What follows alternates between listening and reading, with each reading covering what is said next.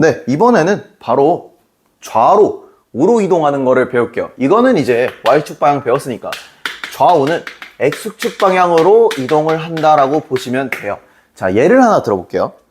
자, 아까 이제 예를 들어 똑같이 Y는 AX 제곱을 내가 그렸어요. 근데 만약에 얘가 그냥 그림부터 얘는 이동을 시켜드릴게. 그림부터 이동을 시킨다라고 보면 이번에는 X축도 제가 그릴게요.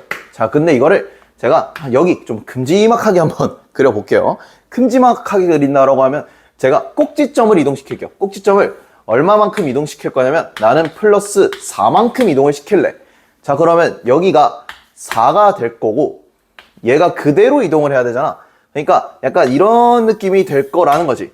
여기까지 괜찮죠? 자, 그러면 꼭지점 좌표가 4,0이 된 것까지는 알겠고 얘가 Y는 A에 뭔가 되는데 자, 여기서 뭔가 바뀔 거라는 게 느껴진다는 거지. 왜냐면 지금 꼭지점의 Y 좌표는 아무리 봐도 0이란 말이야. 이거는 0이 맞고 자, 그럼 내가 이 상태에서 이게 플러스인지 마이너스인지를 판단해야 되는데 여기서 조금 우리가 중요하게 볼 거는 얘를 2차 방정식처럼 보면 이해하기가 쉬워. 자, 얘는 그러니까 2차 방정식처럼 조금 생각을 해봐. 우리가 만약에 이거에 대한 2차 방정식의 해를 구하라고 하면 x제곱은 0이다라는 2차 방정식을 구하면 해는 0이 맞잖아. 근데 내가 만약에 어떤 2차 방정식이 있는데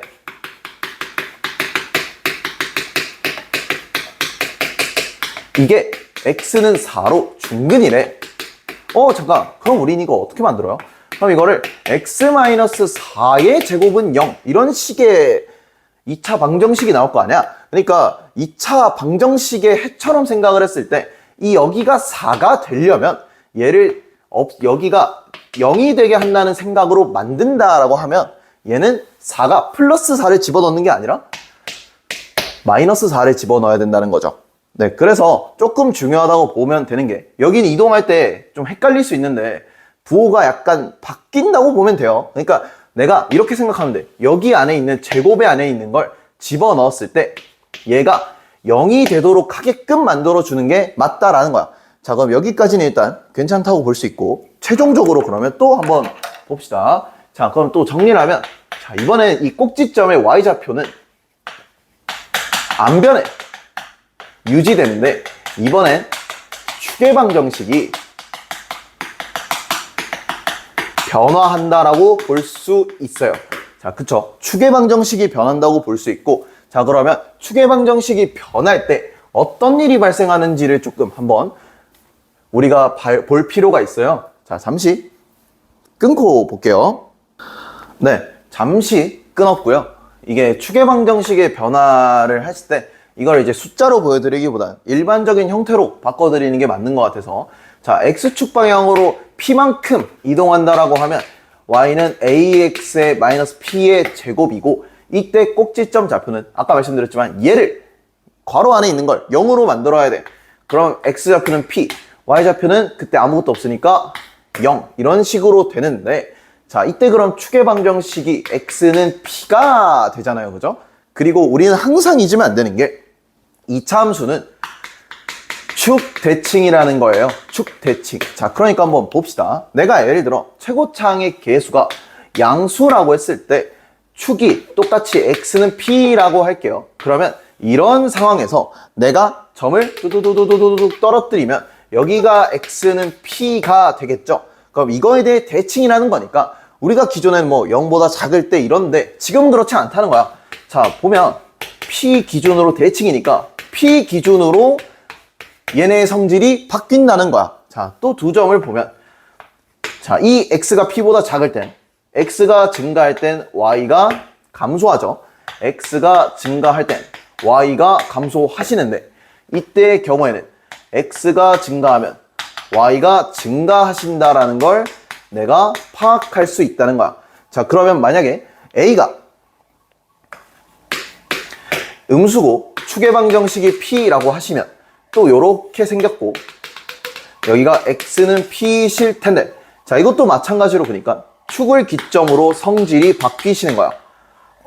자, 그러면 축을 기점 x가 p보다 작을 때 x는 p보다 클 때로 바뀌는 거지. 자, 또 두 점 보자. x가 증가할 때 이 구간은 y가 증가하죠. 근데 이 구간은 x가 증가하면 y는 감소한다. 이렇게 우리는 파악할 수 있는 거예요. 자, 그러니까 이거에 대한 이제 요약에 정리를 해드리면 2차 함수는 축 대칭이므로 축을 기점으로 성질이 변한다. 가 어떻게 보면 이제 적용되는 좀 그런 부분이라고 볼 수 있습니다. 자, 그러면 여기까지 했고 이제 또 다른 유형 문제를 풀어보도록 할게요. 네, 바로 31번 한번 풀어볼게요. 지금 이 y는 5x 제곱을 x 방향으로 플러스 3만큼 이동시키라고 해요. 자, 그러면 얘는 그대로 제곱의 형태는 유지가 되면서 꼭지점 좌표가 3,0이 되니까 얘를 x-3의 제곱으로 바로 나타내시면 그게 곧 정답이고요.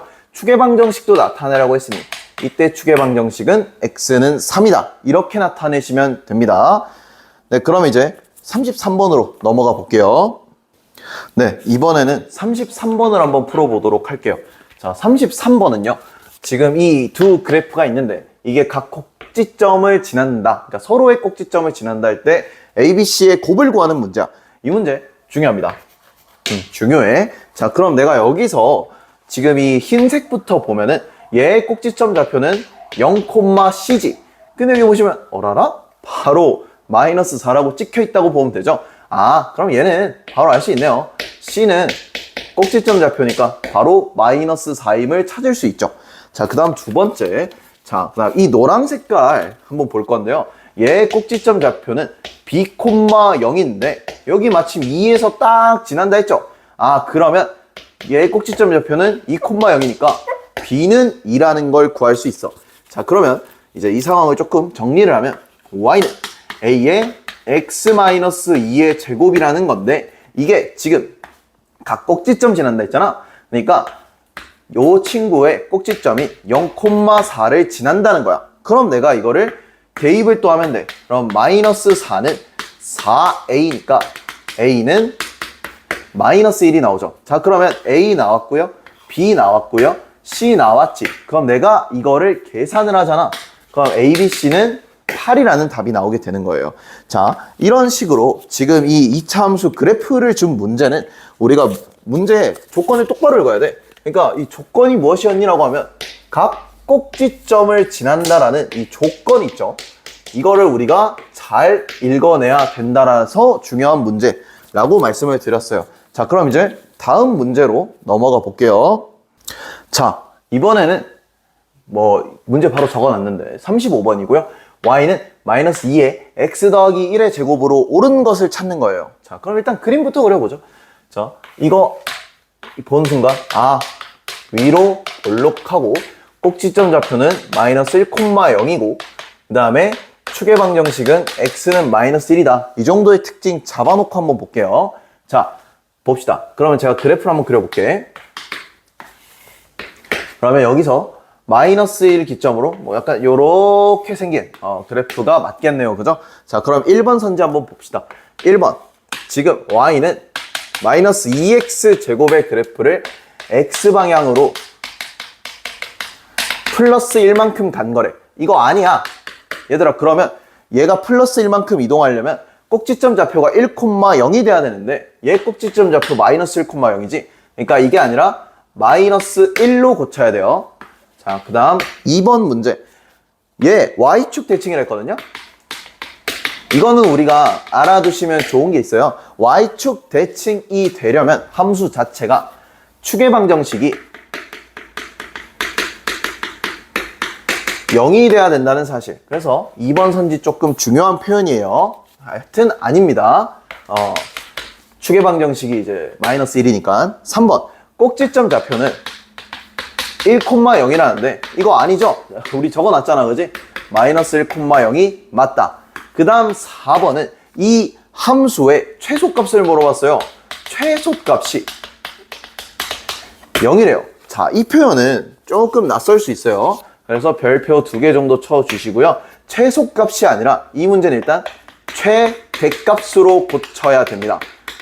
이거는 이제 왜 그런지 말씀드리면 평소에 우리는 실수를 만약에 제곱한다라고 했을 때 실수 자체를 내가 제곱을 할게 라고 하면 얘가 음수가 될 수는 없어.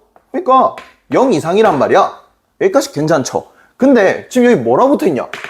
지금 마이너스 2가 여기 붙어 있는 거니까 예를 들어 어떤 a 곱하기 실수의 제곱이라고 했을 땐 얘가 0 이상인지 보장이 안 돼. 왜냐면 얘의 부호가 중요해서 그래요.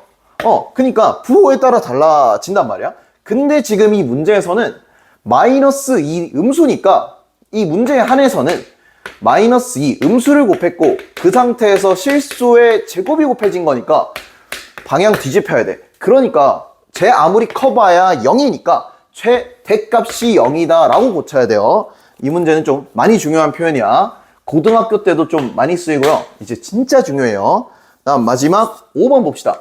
5번은 x가 마이너스 1보다 클 때 x가 증가하면 y가 감소한다고 돼 있죠. 봅시다. 추계방정식 기점으로 일단 성질 바뀌는 거 이거 통과.